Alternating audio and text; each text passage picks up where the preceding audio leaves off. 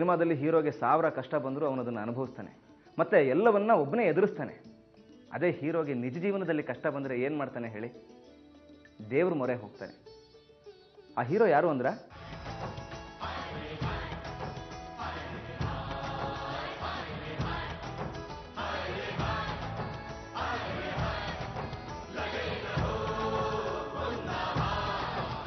ಸಂಜಯ್ ದತ್, ಖ್ಯಾತ ಬಾಲಿವುಡ್ ನಟ, ನಮಗೆಲ್ಲ ಪ್ರೀತಿಯ ಮುನ್ನಾಭಾಯ್.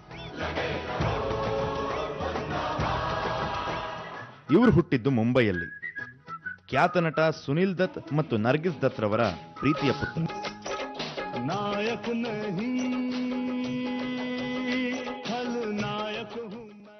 ಇವರ ಕೀರ್ತಿಯ ಬೆನ್ ಹಿಂದೆ ಒಂದು ಅಪವಾದ, ಕಪ್ಪು ಚುಕ್ಕೆ ಉಳಿದುಕೊಂಡಿರೋದು ಸುಳ್ಳಲ್ಲ. ಏಪ್ರಿಲ್ 19, 1993ರಲ್ಲಿ ಸಂಜಯ್ ದತ್ ಟಾಡಾ ಪ್ರಕರಣದಲ್ಲಿ ಅರೆಸ್ಟ್ ಆದರು.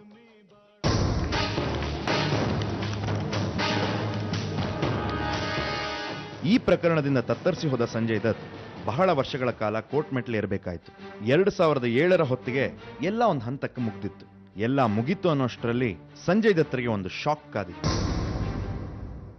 ಅದೇನು ವಿಚಾರ ಅಂದ್ರೆ, ಸಂಜಯ್ ದತ್ತರ ಖಾಸಾ ಸ್ನೇಹಿತ ಭೂಷಣ್ ಕದಂ ಎಂಬುವವರು ಈ ದೇವಸ್ಥಾನಕ್ಕೆ ಭೇಟಿ ನೀಡಿದ್ರು. ಹಾಗೆ ಭೇಟಿ ನೀಡಿದಾಗ ಸಂಜಯ್ ದತ್ತರ ಜಾತಕವನ್ನ ರಾಘವೇಂದ್ರ ಭಟ್ರ ಬಳಿ ತೋರಿಸಿದ್ರು.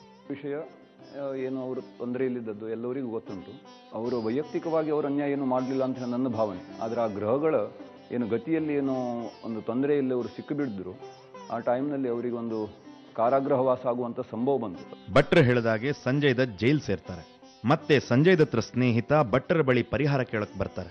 ಆಗ ಭಟ್ರು ಗಾಬರಿ ಪಡುವಂತ ಅವಶ್ಯಕತೆ ಇಲ್ಲ, ಇನ್ನು 10 ದಿನಗಳಲ್ಲಿ ಸಂಜಯ್ ದತ್ ಬಿಡುಗಡೆಯಾಗ್ತಾರೆ ಅಂತ ಭವಿಷ್ಯ ನುಡಿತಾರೆ.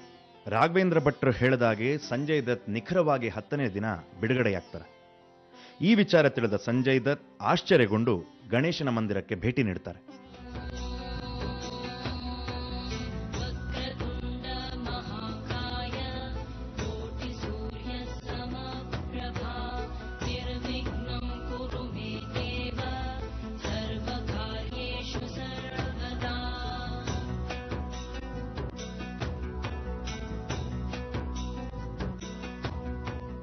ನನಗೆ ಸಂಜಯ್ ದತ್ತರ ಬಗ್ಗೆ ಹೆಚ್ಚಿಗೆ ಏನು ಮಾಹಿತಿ ಇಲ್ಲ. ಜಾತಕಕ್ಕೆ ಅನುಗುಣವಾಗಿ ಅವರಿಗೆ ಬಂದಂಥ ಕಷ್ಟ ನಿವಾರಣಾರ್ಥವಾಗಿ ನಾನು ಗಣೇಶನಲ್ಲಿ ಬೇಡಿಕೊಂಡು, ಇವರು ಬಂದಿದ್ದಾರೆ, ಇವ್ರದ್ದು ಕಷ್ಟ ನಿವಾರಣೆ ಮಾಡಿಕೊಡು ಅಂತ ಹೇಳಿ ಅವರಿಗೆ ಏನು ಪೂಜೆ ಪುನಸ್ಕಾರಗಳು ಆ ಗ್ರಹಗಳ ಅನುಗುಣವಾಗಿ ನಾವು ಯಾವ ಪ್ರಕಾರ ಹೇಳಿದವರು ಅದೇ ಪ್ರಕಾರ ಅವರ ಪೂಜೆಯನ್ನು ಅವರು ಮಾಡಿದ್ದಾರೆ.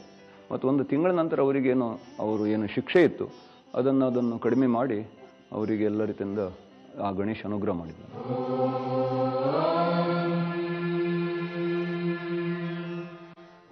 ಈ ಗಣೇಶನ ಮಹಿಮೆ, ಭಟ್ಟರ ಮಾತು, ಅವ್ರು ನೀಡೋ ಸಲಹೆಗಳು ನಿಜಕ್ಕೂ ಅದ್ಭುತ ಅನ್ಸುತ್ತಲ್ವಾ? ಸಂಜಯ್ ದತ್ ಅವರು ರಾಯಲ್ ಕೇರಿಗೆ ಭೇಟಿ ಕೊಟ್ಟು ಹೋದ್ಮೇಲೆ ಅವ್ರ ಸಮಸ್ಯೆಗಳೆಲ್ಲ ಬಗೆಹರಿತು. ಮಾನ್ಯತಾ ಅವ್ರ ಜೊತೆ ಅವ್ರ ಮದುವೆನೂ ಆಯಿತು. ಇದೆಲ್ಲ ಆದಮೇಲೆ ಅವ್ರಿಗೊಂದು ಹೊಸ ಸಮಸ್ಯೆ ಹುಟ್ಕೋತು. ಏನು ಅಂತೀರಾ ನೋಡಿ.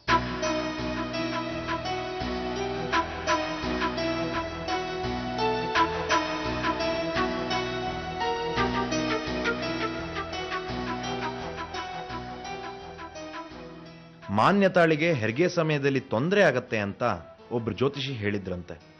ಈ ವಿಚಾರವಾಗಿ ರಾಘವೇಂದ್ರ ಭಟ್ರ ಬಳಿ ಕೇಳಿದಾಗ ಏನೂ ತೊಂದರೆ ಆಗೋದಿಲ್ಲ, ಎಲ್ಲ ಸುಗಮವಾಗಿ ಆಗತ್ತೆ ಅಂತ ಹೇಳ್ತಾರೆ. ಮದುವೆ ಆದ ನಂತರ ಅವರು ಮಾನ್ಯತಾನವರು ಹೇಳಿದ್ರು, ವೈದ್ಯರು ನಿರೀಕ್ಷಣೆ ಮಾಡಿದಾಗ 2 ಮಕ್ಕಳು ಹೊಟ್ಟೆಯಲ್ಲಿದ್ದಾರೆ ಅಂತ ಅವರು ಹೇಳಿದ್ದಾರೆ.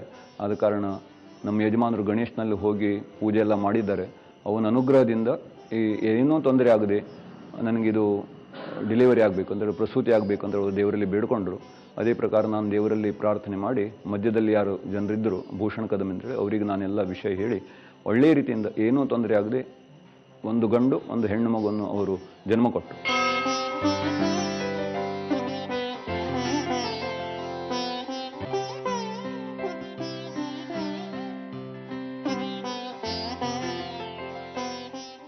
ಹೋದ ಮಾರನೇ ದಿನವೇ ಪೇಪರ್ನಲ್ಲಿ ಬಂತು, ಹಲವಾರು ಪೇಪರ್ಗಳು ಬಂತು, ಒಂದೊಂದು ಪೇಪರ್ನಲ್ಲಿ ಒಂದೊಂದು ನಮೂನೆ ಬಂತು. ಆದರೆ ಅವರು ಏನೋ ಒಂದು ಪೇಪರ್ನಲ್ಲಿ ಏನೋ ನನಗೆ ಒಳ್ಳೆಯದಾಗಿ ಬರೀಲಿ ಅಥವಾ ಏನೋ ಒಂದು ಬರೆದ್ರೂ ನಾನೆಲ್ಲ ಆ ಗಣೇಶನ ಸನ್ನಿಧಾನದಲ್ಲಿ ಇಟ್ಟಿದ್ದೇನೆ. ಯಾತಕ್ಕಂದ್ರೆ ನಾನು ಸಂಜಯ್ ದತ್ತನಿಗೆ ಏನು ಕರೀಲಿಲ್ಲ, ಅವರೇನೋ ಭಕ್ತರಾಗಿ ಇಲ್ಲಿ ಬಂದು ದೇವರಲ್ಲಿ ಸೇವೆ ಮಾಡಿಕೊಂಡು ಪೂಜೆಗೆಲ್ಲ ಮಾಡ್ಕೊಂಡು ಹೋಗಿದ್ದಾರೆ. ಅದರ ಅನುಗುಣವಾಗಿ ಅವರ ಭಕ್ತಿಗೆ ತಕ್ಕ ಅವನು ಪ್ರತಿಫಲ ಕೊಟ್ಟಿದ್ದಾನೆ. ಸಂಜಯ್ ದತ್ ಅವರಿಗೆ ಈ ದೇವಸ್ಥಾನದ ಪರಿಚಯ ಮಾಡಿಕೊಟ್ರಲ್ಲ ಅವ್ರ ಸ್ನೇಹಿತ ಭೂಷಣ್ ಕದಂ, ಅವ್ರಿಗೂ ಅವ್ರ ಜೀವನದಲ್ಲಿ ಒಂದು ಸಮಸ್ಯೆ ಎದುರಾಯಿತು. ಆಗ ಅವರು ಈ ದೇವಸ್ಥಾನಕ್ಕೆ ಬಂದು ನನ್ನ ಸಮಸ್ಯೆ ಬಗೆಹರಿದ್ರೆ ನವರಂಗವನ್ನು ಮಾಡಿಸ್ಕೊಡ್ತೀನಿ ಅಂತ ಹರಕೆ ಹೊತ್ಕೊಂಡ್ರು. ಅವ್ರ ಸಮಸ್ಯೆ ಬಗೆಹರಿತು. ಅದೇ ಪ್ರಕಾರವಾಗಿ ಅವರು ಈ ದೇವಸ್ಥಾನಕ್ಕೆ ನವರಂಗವನ್ನು ಮಾಡಿಸ್ಕೊಟ್ಟಿದ್ದಾರೆ. ರಿಯಲ್ ಎಸ್ಟೇಟ್ ಮಾಡುವಂಥ ಜನ, ಅವರಲ್ಲೂ ಆ ರಿಯಲ್ ಎಸ್ಟೇಟ್ನಲ್ಲೂ ಅವರಿಗೇನೋ ಒಂದು ಸಮಸ್ಯೆ ಇತ್ತು, ದುಡ್ಡು ಬರೋದು ಕೊಡೋದು ಅದರಲ್ಲಿ ಏನೋ ಸಮಸ್ಯೆ ಇತ್ತು. ಎರಡನೇದಾಗ ಒಂದು ಪುತ್ರ ಸಂತಾನ ಆಗಬೇಕಂದ್ರೆ ಒಂದು ದೊಡ್ಡ ಇಚ್ಛೆ ಇತ್ತು. ಆ ಗಣೇಶ ಎರಡರಲ್ಲೂ ಅವನಿಗೆ ಭೂಷಣ ಕದಂಬರಿಗೆ ಏನು ನಿವಾರಣೆ ಮಾಡಿಕೊಟ್ಟ. ಮನಸ್ಸಿನಲ್ಲಿದ್ದಂತೆ ನವರಂಗ ಮಾಡಲಿಕ್ಕೆ ಆಗೋದಿಲ್ಲ, ಅದಕ್ಕೆ ಒಂದು ಶಿಲ್ಪವಂತು. ಅದನ್ನು ಕುಮಟಾದ ಒಂದು ಗುಡಿಗಾರರು ಪ್ರವೀಣ್ ದೇವಿದಾಸ್ ಶೆಟ್ಟಿ ತಂದೆ ಮತ್ತು ಮಗ ಕೂಡಿ ನಾವು ಅವ್ರ ಹತ್ರ ವೀಳ್ಯದು ಕೊಟ್ಟು. ನೀವಿಷ್ಟೊತ್ತು ನೋಡಿದ್ರಲ್ಲ ಈ ಮರದ ಕೆತ್ತನೆ ಕೆಲಸ, ಇದಕ್ಕೆಲ್ಲ ಎಷ್ಟು ಖರ್ಚಾಗಿದೆ ಅಂತ ನಿಮ್ಗೆ ಗೊತ್ತಾ? 15 ಲಕ್ಷ. ಇಷ್ಟು ಖರ್ಚು ಮಾಡಿ ಹರಕೆ ತೀರಿಸ್ತಾರೆ ಅಂದರೆ ಈ ದೇವರು ಎಷ್ಟು ಸತ್ಯವಾದ್ದು ಅನ್ನೋದಕ್ಕೆ ಇದೊಂದು ನಿದರ್ಶನ. ಈ ದೇವಸ್ಥಾನಕ್ಕೆ ಇನ್ನೊಬ್ಬ ಬಾಲಿವುಡ್ ನಟ ಭೇಟಿ ಕೊಟ್ಟಿದ್ರು. ಯಾರು ಹೇಳಿ? ನಮ್ಮ ಕರ್ನಾಟಕದವರೇ ಆದ Sunil Shetty. Hi guys, this is Sunil Shetty.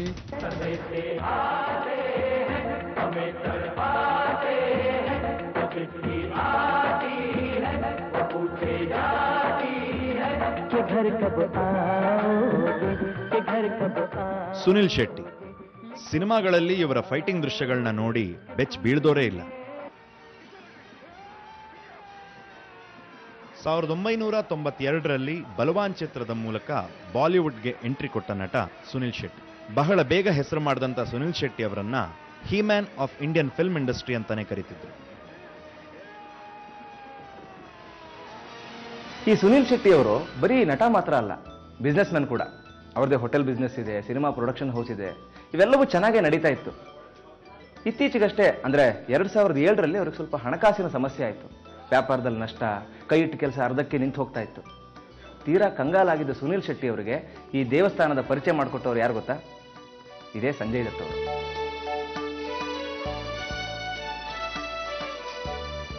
Sunil Shetty ಅವರು ಈ ದೇವಸ್ಥಾನಕ್ಕೆ ಭೇಟಿ ಕೊಟ್ಟು ಹೋದ ನಂತರ ಅವರ ಜೀವನದಲ್ಲಿ ಸಾಕಷ್ಟು ಬದಲಾವಣೆಗಳಾಗಿದೆ ಮತ್ತು ಸುಖ ಶಾಂತಿ ನೆಮ್ಮದಿಯಿಂದ ಅವರು ಆರಾಮಾಗಿದ್ದಾರೆ.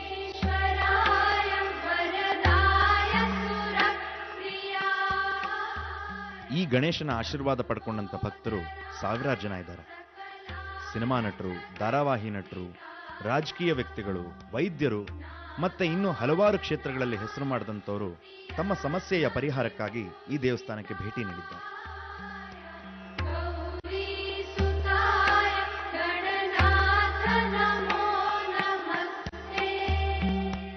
ಜೀವನದಲ್ಲಿ ಜಾತಕ ತುಂಬ ಮುಖ್ಯ ಅಂತ ಹೇಳ್ತಾರೆ. ಜೀವನದಲ್ಲಿ ಏನೇ ಆದರೂ ಅದಕ್ಕೆ ಜಾತಕನೇ ಕಾರಣ. ಜಾತಕನೇ ಜೀವನ, ಜೀವನನೇ ಜಾತಕ ಅಂತ ಹೇಳ್ತಾರೆ. ಆ ಥರ ಜಾತಕದಲ್ಲಿ ಏನೇ ಸಮಸ್ಯೆ ಇದ್ರೂ ಅದನ್ನು ಪರಿಹರಿಸೋಕೆ ಒಬ್ಬ ದೇವರಿದ್ದಾನೆ.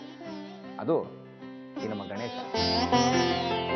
ಈ ದೇವಸ್ಥಾನ ಎಲ್ಲಿರ್ಬೋದು ಅಂತ ನಿಮ್ಮ ತಲೆಯಲ್ಲಿ ಕೊರಿತಾ ಇದೆ ಅಲ್ವಾ? ಈ ದೇವಸ್ಥಾನ ಇರೋದು ಉತ್ತರ ಕನ್ನಡ ಜಿಲ್ಲೆಯ ಹೊನ್ನಾವರದಲ್ಲಿ.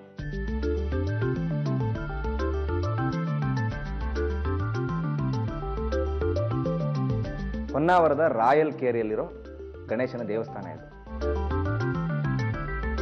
ನಿಮ್ಮಲ್ಲೂ ಯಾರಿಗಾದ್ರೂ ಈ ಜಾತಕದ ಸಮಸ್ಯೆ ಇದ್ರೆ ನೀವು ಇಲ್ಲಿಗೆ ಬಂದ್ರೆ ಇದರಿಂದ ಖಂಡಿತ ಪರಿಹಾರ ಸಿಗಬಹುದು.